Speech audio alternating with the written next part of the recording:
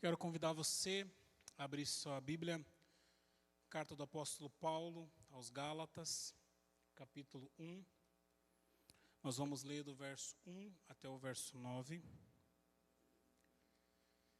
Carta do apóstolo Paulo às igrejas ali da Galácia, capítulo 1. Nós vamos ler do verso 1 até o verso 9. Paulo, apóstolo, não da parte de homens, nem por meio de pessoa alguma, mas por Jesus Cristo e por Deus o Pai, que o ressuscitou dos mortos, e todos os irmãos que estão comigo, às igrejas da Galácia.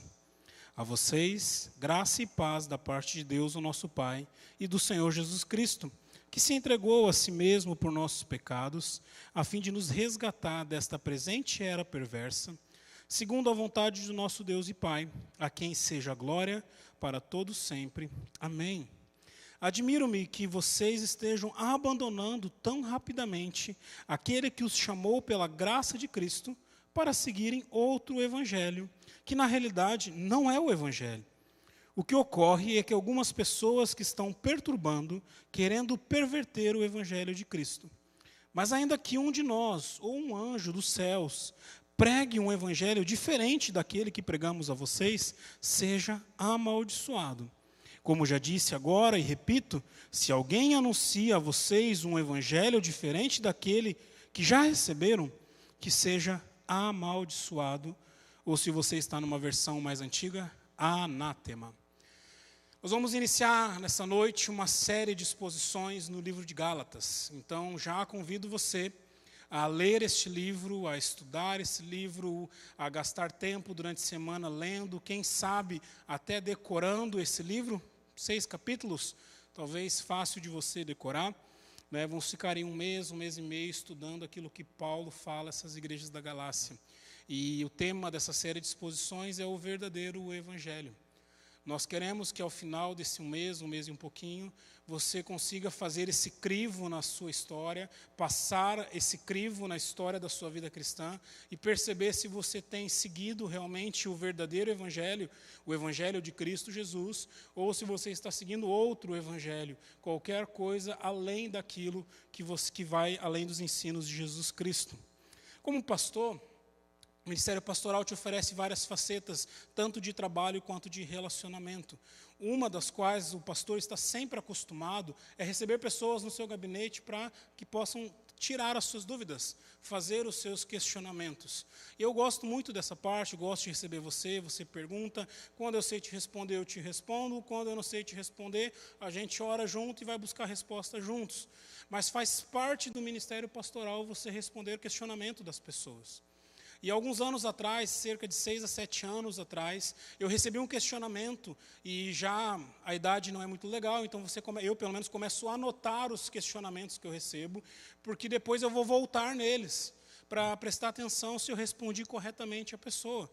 Você também faz isso. Talvez você vai numa entrevista de emprego, ou numa conversa, num debate, e quando acaba esse processo, você sai de lá e diz, podia ter falado isso, podia ter respondido dessa maneira. Então, sempre que eu recebo um questionamento seu, eu vou anotar depois que você sair do gabinete, porque depois eu vou ir lá para ver o que eu respondi para você. Se eu respondi qualquer coisa que está fora das Escrituras, eu vou dobrar o joelho e pedir perdão para Deus, para que Ele não guarde isso no seu coração, ou então pedir para Deus mostrar aquilo que eu preciso responder a você. Há 7 anos atrás eu recebi uma pergunta e eu quero compartilhar contigo, porque ela continua no meu coração ainda. Eu já respondi a essa pessoa que me perguntou, mas esse questionamento não saiu. E a pergunta era simples: pastor, como saber que o evangelho ou o ensino de Cristo é verdadeiro? Pois em cada igreja que eu vou há uma interpretação, e todas julgam as suas ponderações e interpretações como corretas. Pastor, como eu vou saber se a igreja que eu estou é uma igreja que está pregando o evangelho de verdade? Está ensinando aquilo que Cristo mandou ensinar. Porque se eu vou na sua igreja, o senhor fala que aquilo que o senhor ensina é verdade. Se eu vou na igreja X, fala que aquilo é verdade. Se eu vou na igreja Y, fala que aquilo é verdade.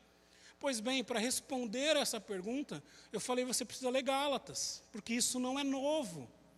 Não é novo na história da igreja essas novas teologias, essas novas inserções. Já aconteciam no primeiro século. Não é novo na nossa cultura. Se você for no século passado, você vai descobrir algo chamado teologia da libertação.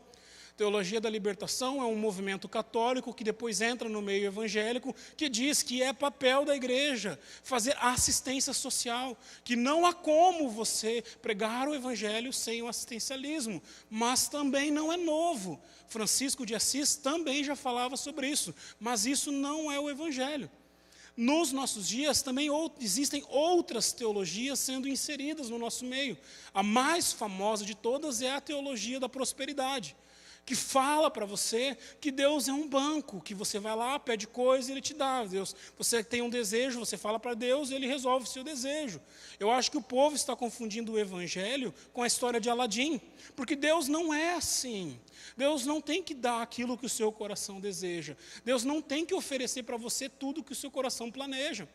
Nos nossos dias está muito em voga um outro tipo de teologia, chamado de teologia da inclusão, aonde você precisa aceitar as pessoas como elas são, aonde as pessoas sim têm que entrar dentro das igrejas e fazer dentro das igrejas aquilo que elas desejarem fazer. Você precisa aceitar as mulheres, os homossexuais, as crianças, todos do jeito que eles entram dentro da igreja. Isso é, até certo ponto, verdadeiro. Você precisa aceitar todas as pessoas dentro do reino de Deus. Todas as pessoas precisam se chegar até a presença de Jesus como elas estão. O grande déficit dessa teologia é que ele não exige das pessoas uma mudança de postura. E daí o evangelho para ali.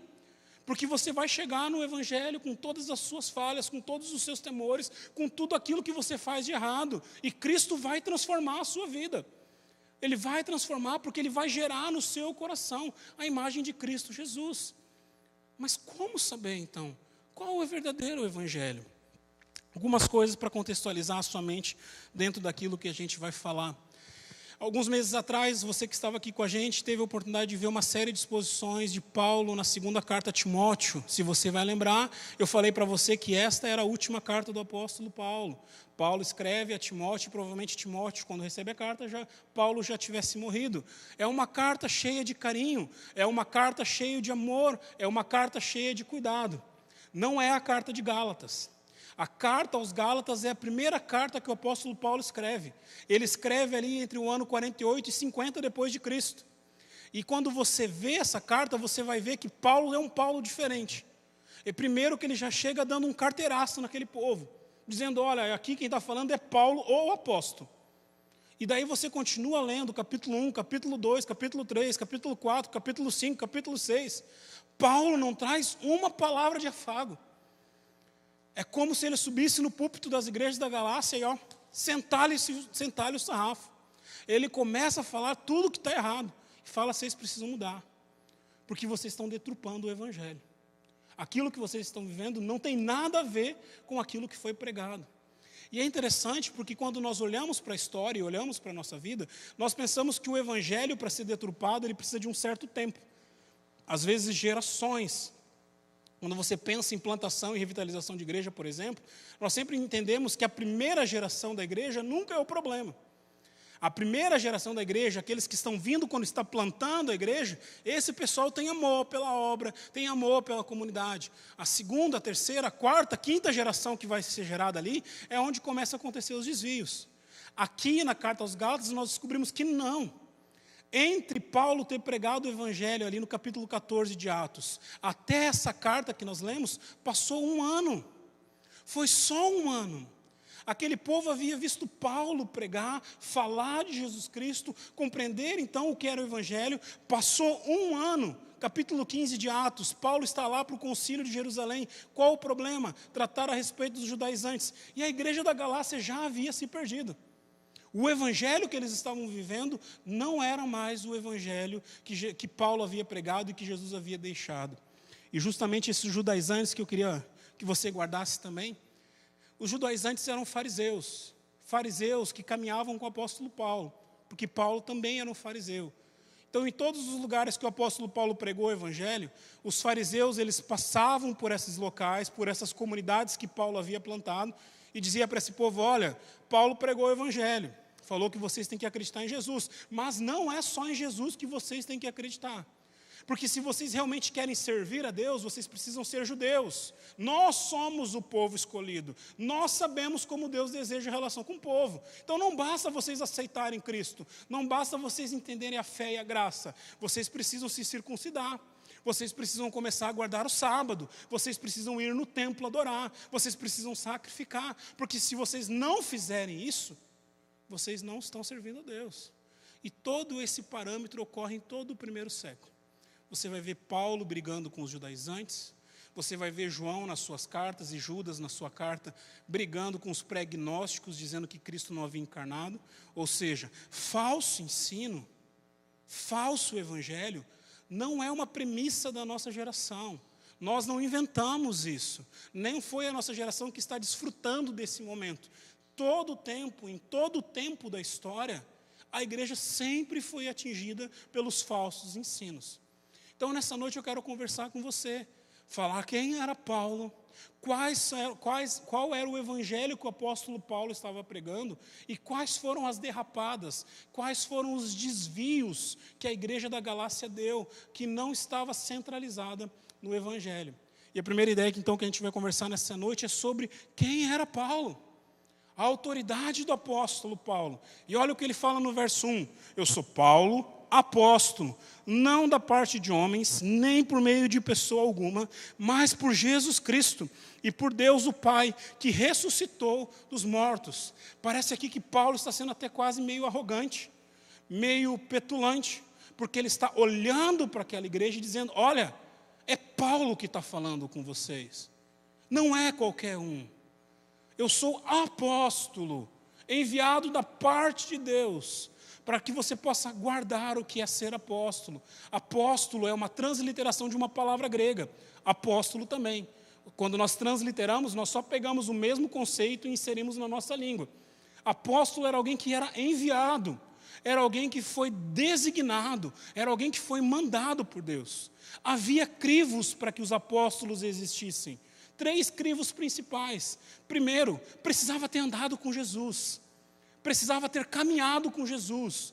O próprio apóstolo Paulo, no capítulo 2 de Gálatas, ele coloca uma pessoa como apóstolo que normalmente a gente não vê nas Escrituras, que era Tiago, não o irmão de João, mas era Tiago, o irmão de Jesus.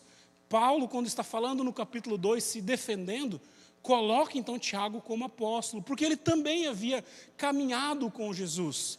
O segundo crivo para você ser apóstolo no primeiro século era você ter sido ensinado por Jesus. Ter tomado Coca-Cola com Jesus. Ter ido pescar com Ele. Ter entrado no barco. Ter sentado aos pés da montanha para ouvir Ele ensinar. Saber o que as parábolas significavam.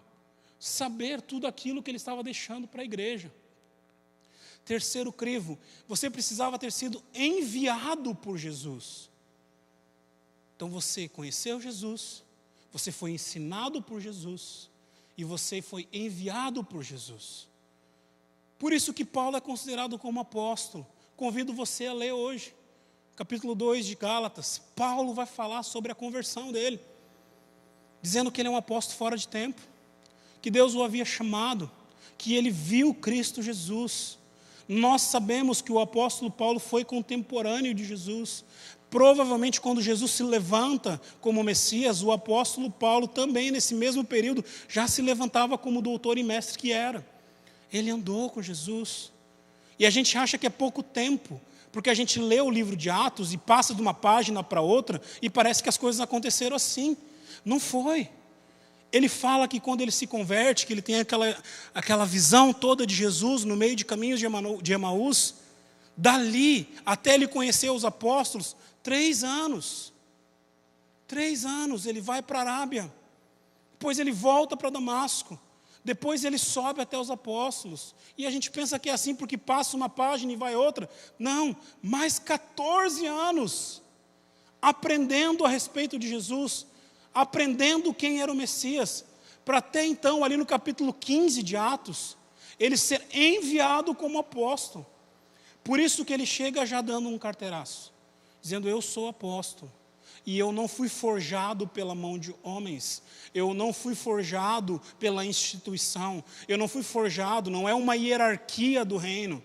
Eu sou apóstolo porque eu conheci Jesus, aprendi com Jesus e fui enviado por Jesus. E aí a gente entra no segundo propósito do Paulo. Aqui, o que ele deveria fazer? Abre aí a sua Bíblia. Gálatas, capítulo 2, verso 9. Reconhecendo a graça que me fora concedida, Tiago, Pedro e João, tido como colunas, estenderam a mão direita a mim e a Barnabé, em sinal de comunhão. Eles concordaram que devíamos nos dirigir aos gentios, enquanto eles aos circuncisos.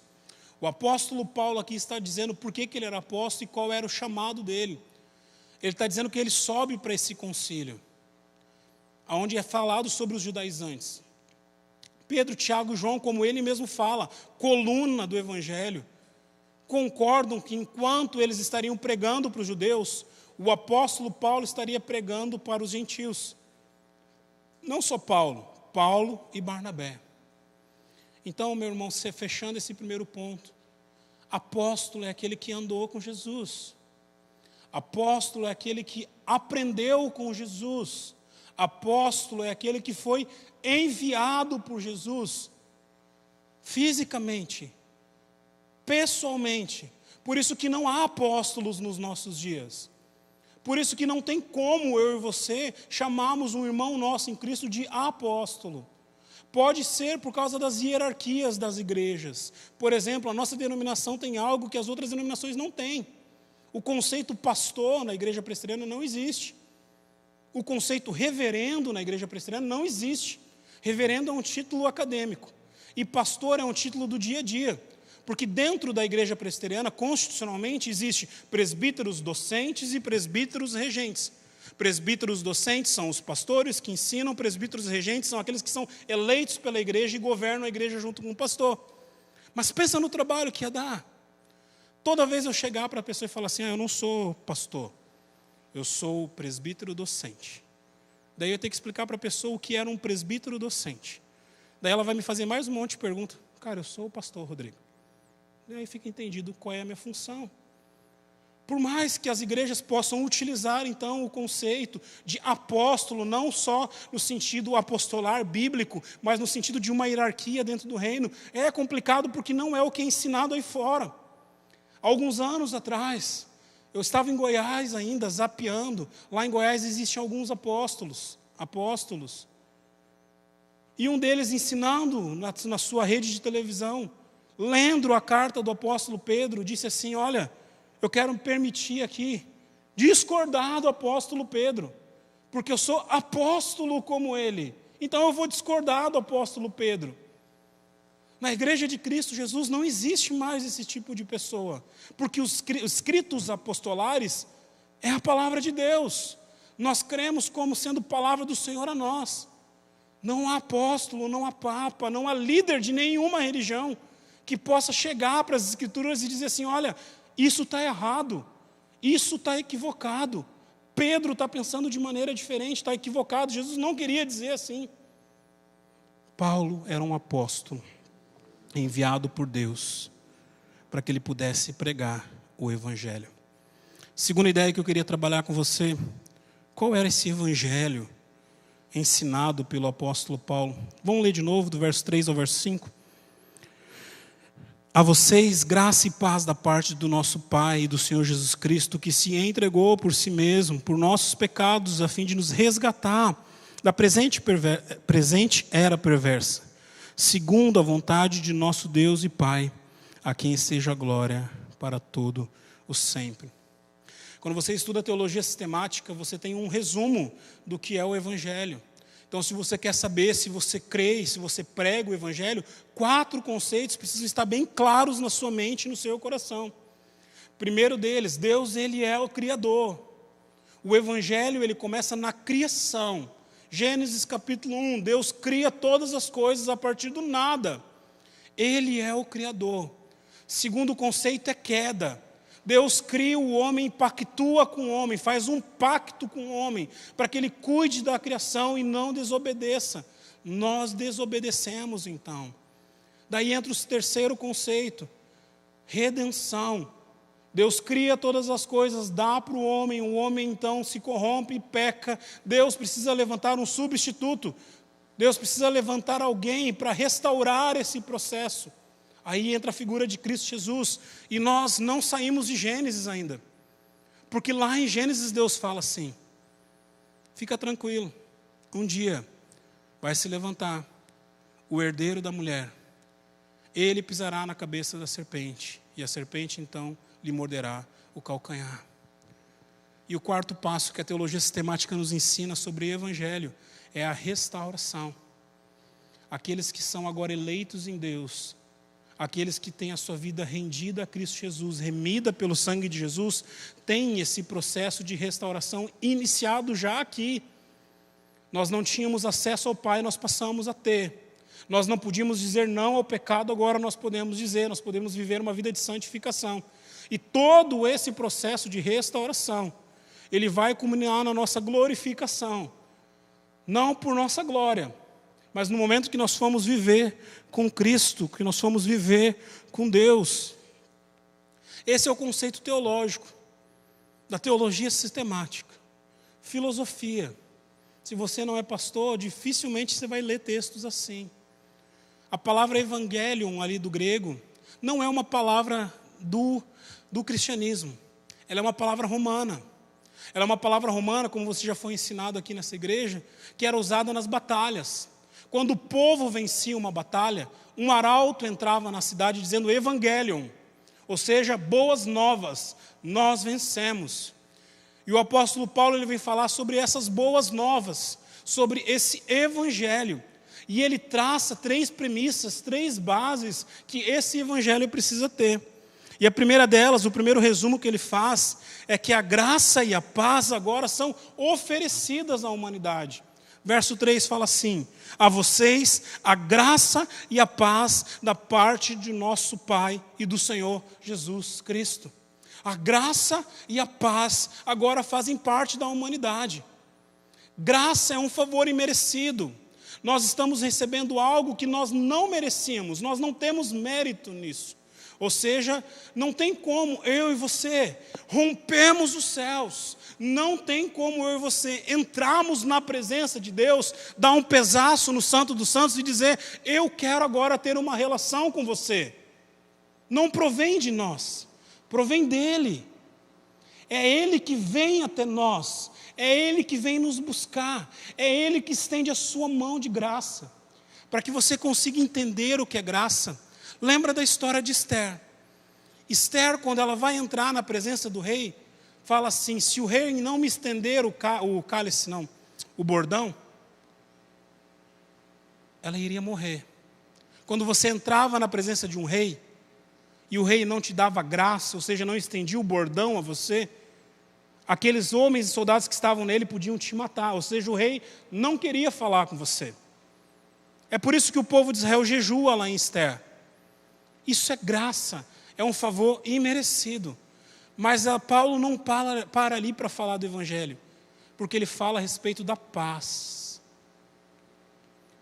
Nós recebemos a graça, que é um favor imerecido, mas agora também em Cristo Jesus, nós temos paz com Deus. A gente não lembra desse conceito, porque a gente ainda acha que Deus Ele é muito feliz, Ele é muito bom, Ele é muito legal, porque Ele me escolheu. Você vê pastores e teólogos pregando aí fora, dizendo que Deus estava sozinho, por isso que Ele escolheu você. Jesus estava carente, por isso que Ele escolheu os 12. Não, meu irmão, você era inimigo de Deus. Paulo fala isso. Você era inimigo, estava em guerra, ou seja, tudo que você merecia e iria receber era o peso da ira de Deus. Mas em Cristo Jesus, Paulo começa a pregar o seu evangelho dizendo: olha, agora existe graça e agora existe paz. Não é mais um ambiente de guerra, não é mais um ambiente de dor, não é mais um ambiente de luta. Agora você pode entrar na presença desse Deus. Segunda base desse evangelho pregado por Paulo é que esse evangelho demonstra a vinda de Cristo em nosso favor. Verso 4. Que se entregou a si mesmo por nossos pecados, a fim de nos resgatar desta presente era perversa, segundo a vontade de nosso Deus e Pai. A graça e a paz de Cristo, agora de Deus, estão conosco por causa da intervenção de Cristo Jesus. A visão que você tem que ter e levar na sua mente é simples. Deus, no seu alto e sublime trono, se levanta para destruir você por causa do seu pecado. As armas celestes se levantam contra você, porque você está em guerra com Deus. E quando elas são disparadas, a cruz intervém no meio.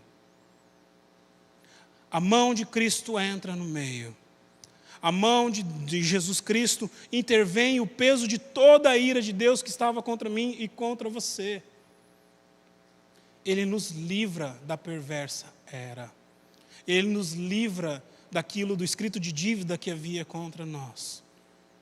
O verdadeiro evangelho, o evangelho pregado por Paulo, demonstra àquela igreja que sim, eles estão em pecado, que sim, eles sofreriam as consequências do seu pecado, porém Cristo se fez pecado por nós. Por isso que Cristo interveio no meio da história. É Ele que gera agora esse ambiente. Eu sempre sou tentado a dizer que naquele momento onde as pessoas veem Cristo esmurrar, gritar na cruz, é o momento onde Cristo estava sentindo sobre si o peso da ira de Deus. Porque somente Cristo Jesus poderia sentir o peso da ira de Deus sobre ele. Eu e você não daríamos nem para o cheiro. Nem para o cheiro. Se Deus fizesse assim, acabava comigo e com você. Eu pintei todo um quadro com armas celestiais, Deus se levantando, só para você viajar aqui comigo. Porque bastava um sopro da boca de Deus para nos destruir. E Cristo vem e intervém em nosso favor.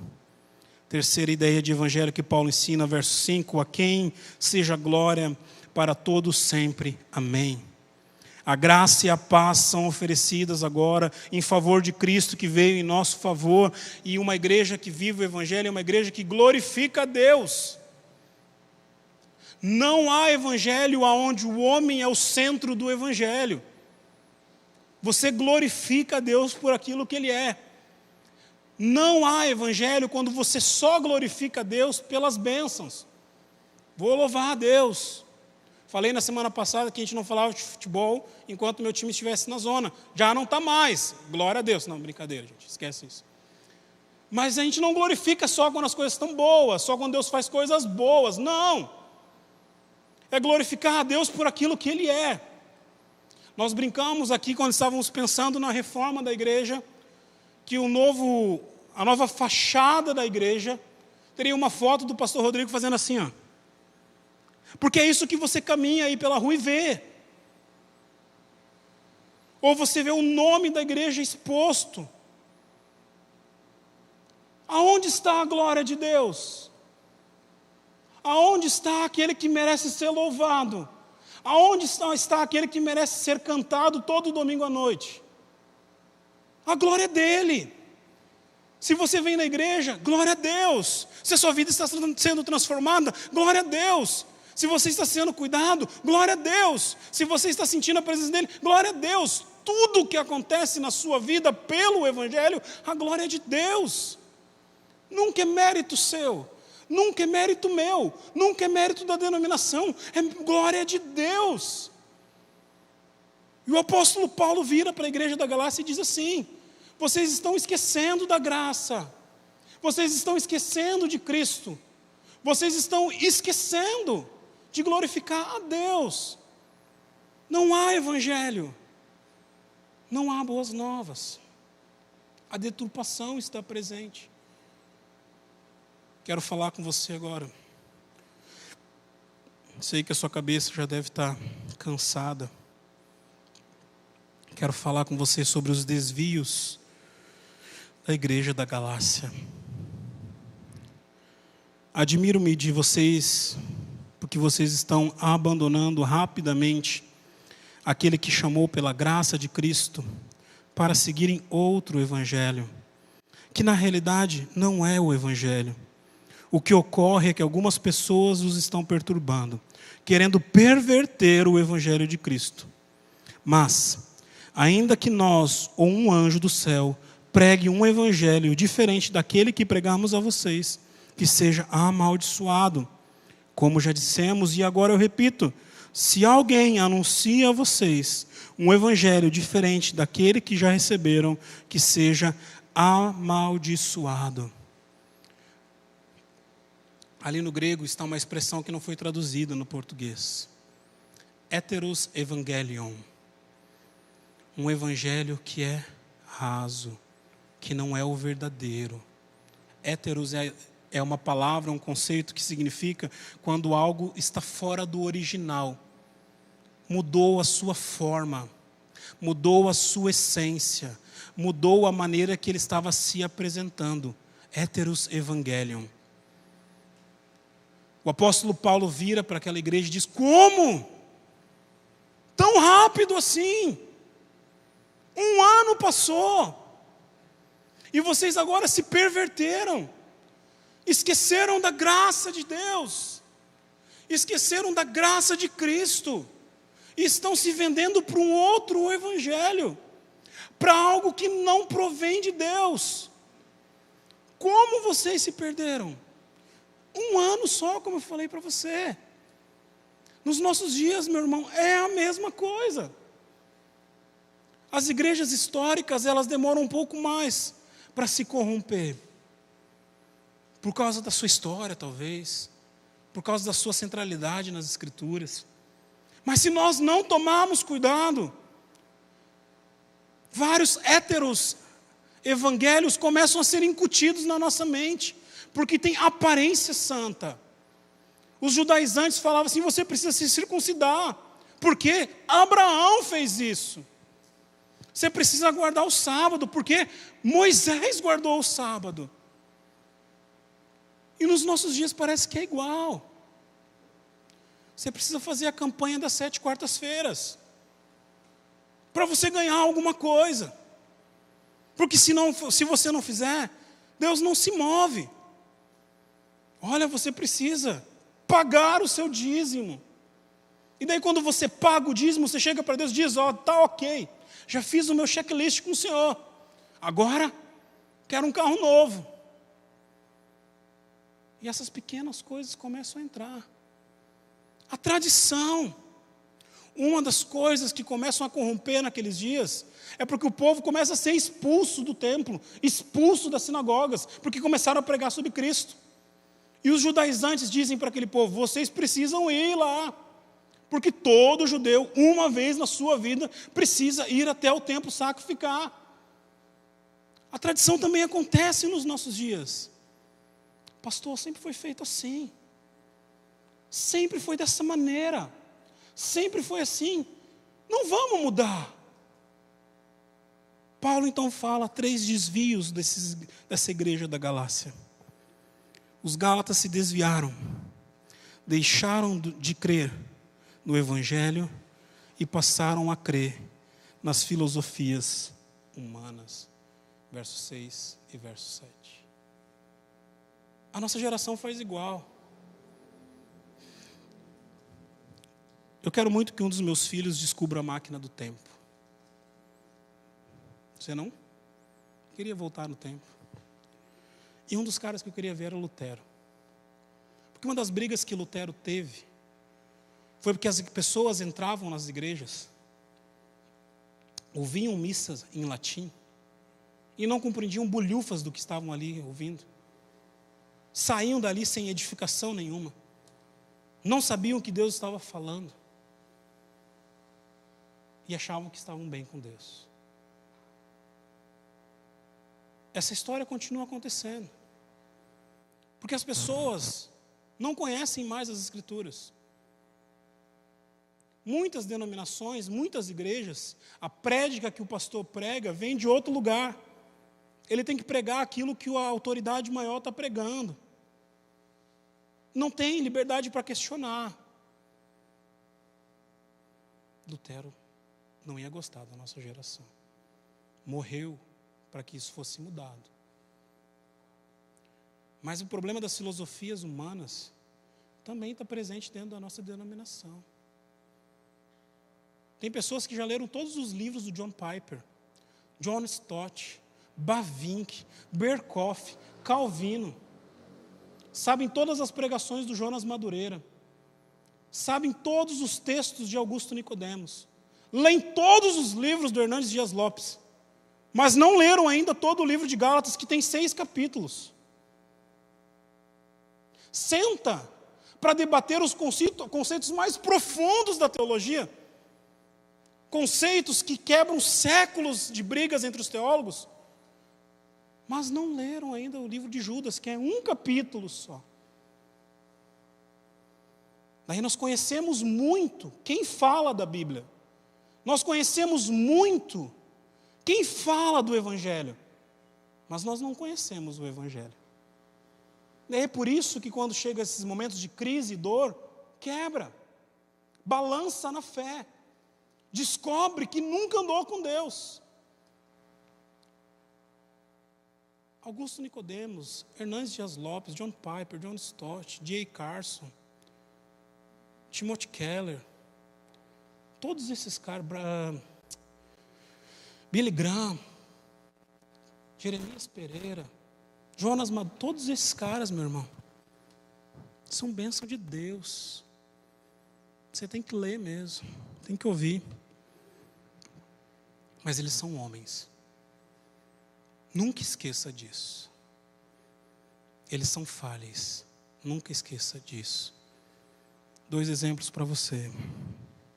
Por isso que quando assumi essa comunidade e quando você tem visto os nossos líderes falarem isso, eu disse que nós iríamos falhar com você. Isso hoje está impresso no coração da nossa liderança. Nós vamos errar com você, eu tenho certeza disso. Você pode não gostar da maneira que eu prego, da maneira que eu me visto, da maneira que o presbítero Kleber se veste, do penteado do presbítero Jaime. Acontece. Mas a gente sempre falou para você que um dia a gente ia falhar com você. E meu desejo é que quando a gente falhar, que você tenha a autoridade toda no Evangelho de chegar a Kleber.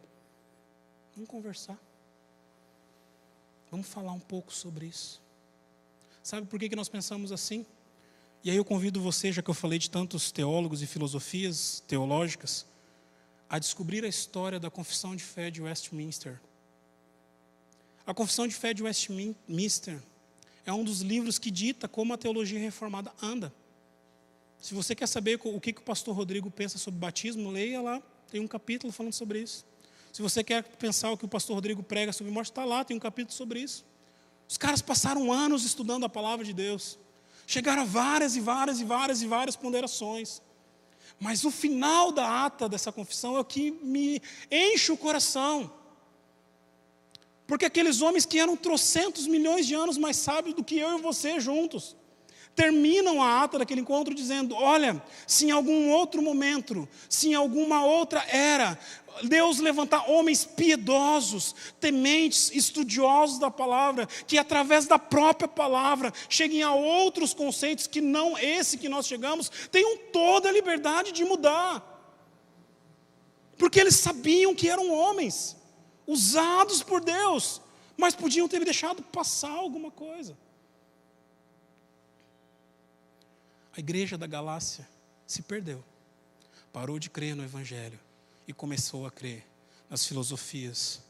Segunda ideia, a igreja da Galácia se desviou, deixaram de crer no Evangelho e passaram a crer nos homens, nas suas experiências. Eu sei que você tem experiência com Deus, meu irmão. Eu sei que quando você está no seu tamion, no seu quarto secreto, Deus fala no seu coração. Eu sei que quando você lê a palavra de Deus, o Espírito Santo mexe com a sua mente, mexe com a sua estrutura. Você não precisa nem subir no monte para isso acontecer, é só você se debruçar lendo a palavra de Deus. Mas não esqueça de uma coisa: a sua experiência não faz doutrina. A sua experiência, a minha experiência, não forja doutrina. Eu não posso chegar para as pessoas de um púlpito e dizer: olha, façam assim, façam assado, porque Deus falou comigo assim e assado. Não dá para fazer assim. E a Bíblia é cheia de exemplos sobre isso. Só Jonas que foi para a barriga do peixe, os outros profetas não foram. É só Pedro que nega Jesus, os outros discípulos não negam. É só Paulo que canta e os grilhões são quebrados. Isso não aconteceu outras vezes. Não tem como você negar que Deus continua a se manifestar na vida dos seus filhos. O grande problema é quando eu pego essa experiência que é pessoal, essa experiência que é particular minha, e quero doutrinar a igreja. E o apóstolo Paulo se coloca na estrutura, porque ele fala que se vier outra pessoa, ou se vier até mesmo nós, ele fala dos apóstolos que ali estão, pregando outro evangelho, que não esse que eu preguei, seja anátema. Então eu não estou descredibilizando a sua experiência pessoal, a sua vida com Deus. Só não esqueça que ela não forja a doutrina, é a sua experiência. Pastor, eu estava ali andando pelo Laranjal, e Deus mandou eu falar com a tia do pastel esse versículo da Bíblia. E quando eu falei, ela olhou para mim, ela chorou e ela falou que Deus estava falando através de mim. Ok, meu irmão, é sua experiência. Você pode caminhar tantas outras vezes no Laranjal e isso não acontecer. Eu posso caminhar na mesma maneira que você no Laranjal e não acontecer. É sua experiência pessoal. A igreja da Galácia começou a valorizar muito mais as experiências pessoais do que o ensino do Evangelho. Por fim, terceiro desvio da igreja. Os Gálatas se desviaram, deixaram de crer no Evangelho e creram somente naquilo que era místico. Existe uma matéria na teologia chamada angeologia, para a gente estudar os anjos da Bíblia, ou todas as vezes que aparece um conceito de anjo na Bíblia. E é interessante o apóstolo Paulo aqui colocar mais uma vez esse conceito, porque ele fala assim: se vier um anjo pregando um evangelho que não é esse, ele é amaldiçoado. E aí eu estava pregando, pensando na pregação, e pensei numa canção que eu toquei várias vezes na igreja, em outros tempos. E eu sei que você cantou e tocou essa igreja também, essa música. Tem anjos voando neste lugar, em cima do povo, em cima do altar, voando e andando em todas as direções. Quando é que foi que Deus mandou você cantar a respeito dos anjos? Quando foi?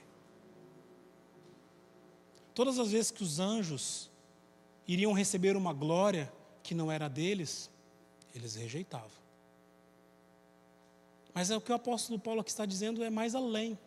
Porque eu tenho certeza que em muitos lugares, se Deus permitir, porque Ele permite todas as coisas, Ele é soberano, permitir que em algum lugar haja uma manifestação de um anjo, as pessoas não vão questionar o que Ele fala. As pessoas vão ficar tão maravilhadas com aquela teofania, com aquela manifestação mística, que elas não vão questionar o que aquele cabra está dizendo. E o apóstolo Paulo aqui está dizendo: se ele falar qualquer coisa que não seja o evangelho, ele é anátema. Se vier um anjo, se vier uma manifestação mística, uma teofania, dizendo para você que Cristo não precisa mais ser adorado, que você não precisa mais crer na graça, que as suas obras te salvam, que a sua vida não é para viver para a glória de Deus, a sua vida é para viver para você mesmo. O apóstolo Paulo diz: esse cara é um anátema, ele é um amaldiçoado. Por isso toma cuidado quando você quer ficar vendo anjo em tudo que é lugar, tudo que é canto.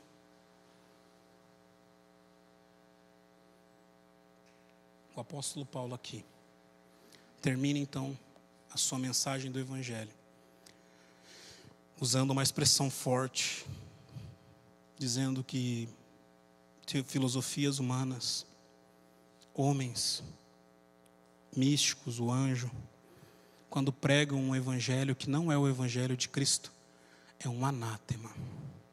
Na versão que nós usamos na NVI, fala sobre amaldiçoado. E é bom ter essas versões novas, que daí poupa o trabalho do pastor de ter que te explicar o que é um anátema. Eu só vou te explicar o que é o conceito no grego verdadeiro. Anátema é muito mais do que maldição, ou maldito, do que como a gente usa nos nossos dias. Anátema significa alguém que sofreu uma ruptura, foi cortado, estava e não está mais agora, andava e não anda mais com. Isso é anátema.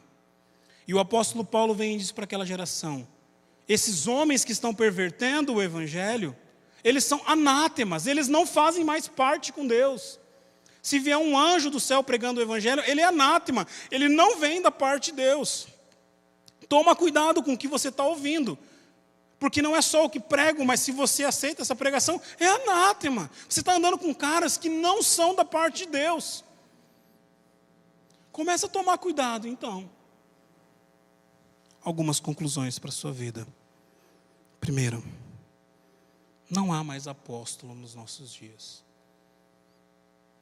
E eu não estou dizendo isso para gerar nenhum tipo de discussão. E nem tampouco te dando autoridade ou autorização para você chegar para o seu amigo que é apóstolo e dizer: cara, vem aqui, eu quero conversar com você porque você não é apóstolo. A Bíblia em nenhum momento te dá a liberdade de você falar a verdade que não seja em amor. Se você tem liberdade com ele, se você tem liberdade com a pessoa, chama o cara, vamos lá tomar uma Coca-Cola, vamos comer um X, quero conversar com você sobre Gálatas 1. Daí você fala. Se não, meu irmão, ora. A hierarquia da igreja primitiva não é aplicável nos nossos dias. Ninguém nos nossos dias viu Jesus, andou com Jesus, ou foi ensinado e enviado por ele. Segunda conclusão, o evangelho verdadeiro é, primeiro, aquele que nos ensina sobre os nossos pecados, as consequências e a redenção. É a manifestação da maravilhosa graça de Deus. O verdadeiro evangelho, ele glorifica Deus e não centraliza o homem. O verdadeiro evangelho é aquele que provém dos ensinos de Cristo, ou seja, somente Cristo. E a autoridade da igreja está somente sobre aquilo que ele ensina, ou seja, somente através das Escrituras. Não existe nenhum apóstolo, não existe nenhum papa, não existe nenhum líder denominacional, não existe nenhum pastor que tenha qualquer autoridade de chegar para as Escrituras e dizer: as Escrituras estão erradas dessa maneira. Somente Cristo pode fazer isso. Somente a palavra de Deus pode fazer isso. Aplicações para a sua vida. Tenha uma postura firme e fiel com o evangelho. Toma cuidado com o que você ouve. Toma cuidado com o que você ouve. O que me causa pavor ao coração, medo ao coração, tem pessoas que conseguem escutar o reverendo Augusto Nicodemos e escutar esses apóstolos modernos e não ver a diferença do evangelho. Pessoas que escutam reverendo Hernandes Dias Lopes e esses pregadores modernos e não veem a diferença. Toma cuidado com o que você ouve. Segundo, toma cuidado com o que você ensina. Porque se você está ouvindo errado, você vai ensinar errado também. Então toma cuidado com aquilo que você ouve, porque você vai ensinar errado. Terceira aplicação. Afaste-se, repudie, não curta, não compartilhe nada que não seja o evangelho. Eu acho engraçado, assim como eu, você faz parte de milhares de grupos de WhatsApp. A gente canta aqui domingo à noite que Deus é soberano, que eu não sou nada diante dele. Você lê as Escrituras e fala a mesma coisa. Mas segunda-feira de manhã eu recebo um monte de memezinho dizendo: olha, bom dia, hoje você vai vencer. Uma coisa não coaduna com a outra, meu irmão. Uma coisa não anda com a outra. O determinismo não funciona assim. Então toma cuidado com o que você curte, com o que você compartilha. Porque às vezes você está compartilhando algo que não é o Evangelho. E eu não vou pregar tudo de novo. Você já sabe que quem não prega o Evangelho, o que é? Quero encerrar com uma frase, Timothy Keller. Camille vai botar para nós aí. A mensagem do Evangelho não pode ser alterada e nem diluída sem que a sua essência seja perdida por completo. Ela é como vácuo. Só há vácuo se não existir o ar. Quando ele existe, por menor que seja sua partícula, o vácuo deixa de perdurar. Evangelho é uma coisa. É o que você ouviu essa noite. Nossa consciência de pecado, a ação de Deus na nossa vida e a soberania de Deus. Tudo que vem além disso não é o Evangelho. Pode ser o menor desvio. Pode ser só um desvio na tradição. Vão ser um pouco... Não. É o Evangelho. Meu desafio é pregar o Evangelho todas as vezes que eu subo no púlpito dessa comunidade. Ou de qualquer comunidade que me chamar a pregar. O nosso desafio como igreja é viver esse Evangelho. Na nossa faculdade, na nossa vida, na nossa família, todos os dias. Porque nós fomos chamados para pregar o Evangelho. Encerro dizendo a você que se você ficou bravo comigo, Pastor Rodrigo, o senhor falou coisas muito duras. Convido você na sua casa a ler de novo o texto. Convido você na sua casa de novo a assistir a pregação que está gravada. Porque não é o que eu estou falando. É o que o apóstolo Paulo falou.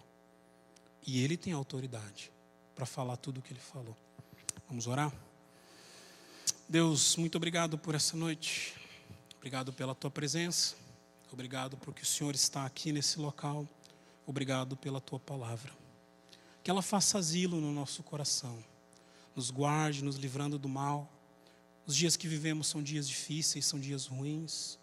Mas não são essas intempéries do dia a dia que podem ser usadas, Deus, como desculpa para não vivemos e pregarmos o verdadeiro Evangelho.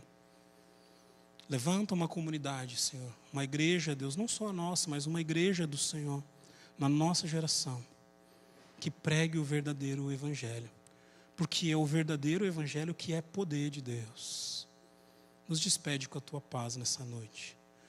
E agora, meus irmãos, que a graça do nosso Senhor e Salvador Jesus Cristo, o amor de Deus o Pai e a consolação eterna do Espírito Santo de Deus esteja com você, com a sua família, desde o dia de hoje até o dia em que Ele há de voltar entre as nuvens. É em nome dEle que oramos, em nome de Jesus. Amém. Meu irmão,